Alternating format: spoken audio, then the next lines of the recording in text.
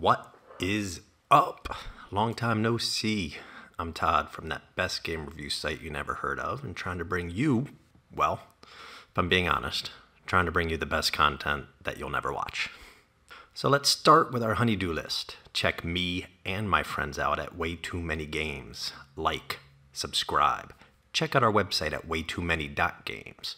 We're just a group of friends from around the globe, all different ages, that met through gaming and love gaming. So, welcome to our first ever episode 1 of TGI VRiday, a VR-I day.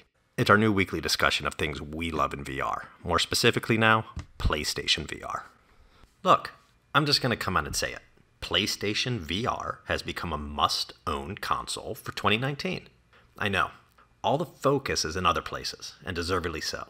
Xbox is buying up studios, creating services to make that push for the next generation. PlayStation's been making all the noise with their insane PS4 lineup, and Nintendo Switch remains an unstoppable machine that has everyone tossing their money at them so they can rebuy games for a third time. However, it seems like very few people notice that PSVR, PlayStation VR, has just dominated the second half of the year. Let that sink in. Dominated. Early launch, PSVR's Achilles heel was that no console is worth a single game, no matter how good that game is. You may buy a console, possibly even for that one game, but only knowing if there are others worth your time and your money. This was also PSVR's truth. It had some really good technical experiences. Some damn good technical experiences. But it really only had a single game or two I'd recommend as a buy. It mostly felt like a collection of technical demos, slices of what we could experience. Let's fast forward a bit from the PSVR launch. January 2017.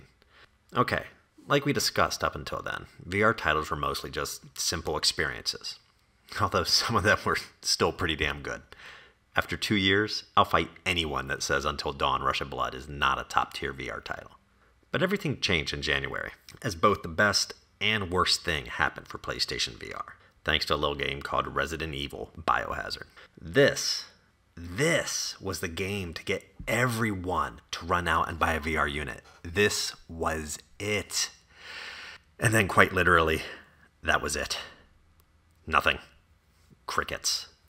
It felt as if PSVR peaked after just 3 months. No one could figure out Capcom's secret sauce. No one else could recreate how to make a full game work. Everyone read the tea leaves wrong. And because of that, we simply got more experiences and PlayStation VR modes to games like Rise of the Tomb Raider. In all fairness, 2017 ended on a rather good note for PSVR. Superhot VR, Skyrim, Doom VFR, then we even got Moss in 2018. In my opinion, this was when we started seeing the shift from technical experiences to full-fledged games. But even then, using VR was still more of a planned event. There was still little chance that I was going to sit on my couch and choose any of these VR titles. Not when my other choices were Assassin's Creed, God of War, Celeste, Monster Hunter World, Destiny 2. The difference in quality was 100% narrowing, but still too wide for me to choose strapping myself in a headset over playing these other more accessible and great games. Okay, let's fast forward again. So now in mid-2018, developers are finally figuring out PSVR. One of the first releases out of this new batch was The Persistence. I didn't know what to think of this game at first. I just wasn't certain how the grind of a roguelike would work in virtual reality, where gaming fatigue is real.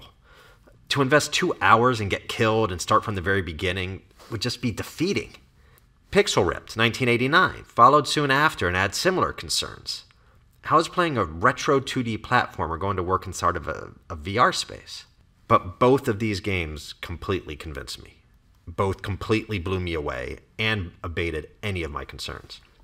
What we were seeing is that success for VR wasn't going to initially come from a new playing experience. No, the true success in VR was going to be from taking already proven genres and breaking them completely down, then re-envisioning and creating that genre from the ground up to work in virtual reality.